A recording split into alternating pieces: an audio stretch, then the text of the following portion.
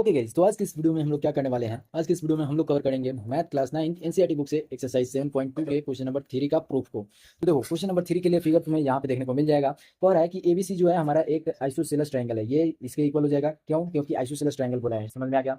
कह रहा है कि बीई जो है हमारा बीई और सीएफ जो है वो हमारा अल्टीट्यूड हो जाएगा इस ट्रायंगल के लिए। और ये दोनों जो है इक्वल साइड पे पड़ रहा है इस तरीके से। ठीक है, जो हमारा ए बी इक्वल था एसी के, उस साइड पे पड़ रहा है हमारा बीई और सी एफ। समझ में आ गया? तो हमें शो क्या करना है कि अल्टीट्यूड जो होगा ये लेंथ और ये लेंथ हमारे को इक्वल प्रूव करना है। बहुत ही आसान है, सिंपल सा कैलकुलेशन। तुम्हें क्या करना पड़ेगा, ये वाला ट्रायंगल और ये वाला ट्रायंगल दोनों को पकड़ो और सीधा कंकरेंट कर दो। बाई सिटी तुम कह सकते हो कि ये दोनों ट्रायंगल में हमें मालूम चल गया कि ये वाला जो लेंथ होगा वो हमारा इसके इक्वल आ जाएगा। देखो यहाँ पे कैसे लिखोगे। सबसे पहले तो तुम्हें यहाँ पे गिवन लिखना पड़ेगा, तो यहाँ पे हम लोग गिवन लिख देते हैं।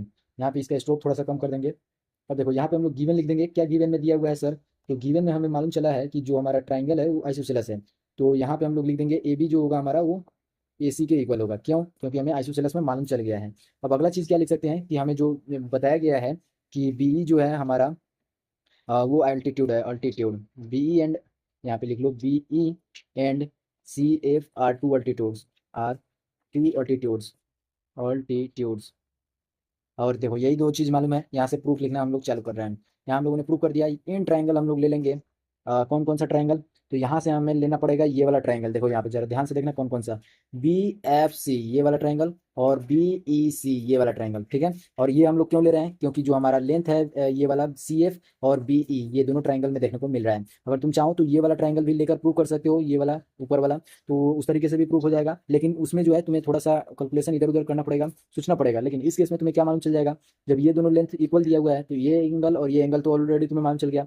ये एंगल और ये एंगल तुम्हें ऑलरेडी मालूम है 90 डिग्री के दोनों इक्वल है। ये एंगल दोनों में सॉरी ये साइड जो है दोनों में कॉमन हो जाएगा, तो आसानी से तुम डायरेक्ट सोच पाओगे इस तरीके से। तो यहाँ पे हम लोगों ने ले लिया कौन सा, तो B F C and triangle हम लोगों ने ले लिया सी ई बी, सी ई बी हम लोगों ने ले लिया। यहाँ पे हम लोग लिखेंगे कि जो हमारा लेंथ था उसके चलते हमारा जो एंगल हो जाएगा यहाँ पे ए सी, सॉरी यहाँ पे हम लोग ले ले रहे हैं ई सी बी, एंगल इक्वल हो जाएगा किसके इक्वल, तो एफ बी और सी के इक्वल।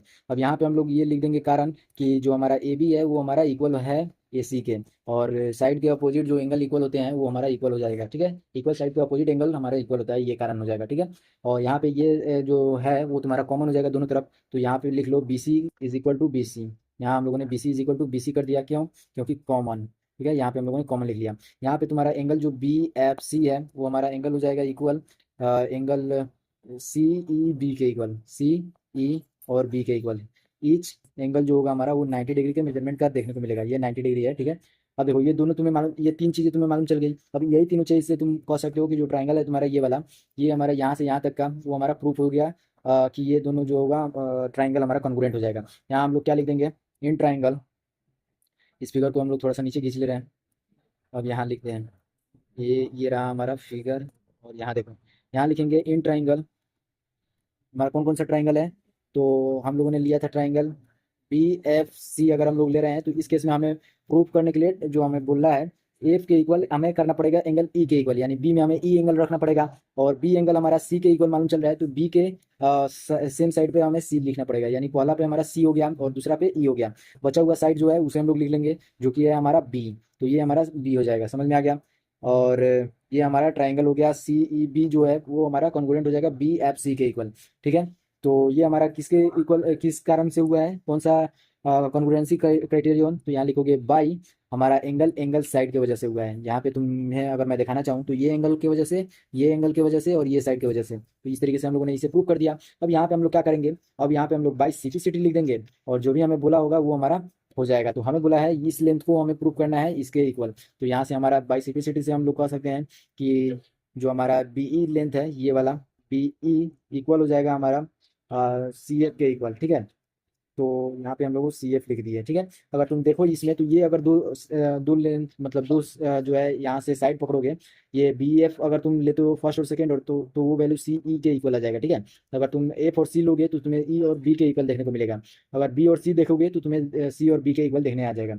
ठीक है, तो इस तरीके से हम लोग कह सकते हैं कि जो भी हम लोगों ने देखा यहाँ पे वो हमारा कॉन्ग्रुएंसी क्राइटेरियन में हम लोग बता सकते हैं कि सीपीसीटी से ये इक्वल होगा। ठीक है, तो यहाँ पे हम लोगों ने क्वेश्चन नंबर 3 को सॉल्व किया। अगली वीडियो का लिंक तुम्हें डिस्क्रिप्शन में मिल जाएगा। फिलहाल वीडियो को लाइक कर सकते हो, चैनल पे नए हो सब्सक्राइब कर सकते हो। तब तक के लिए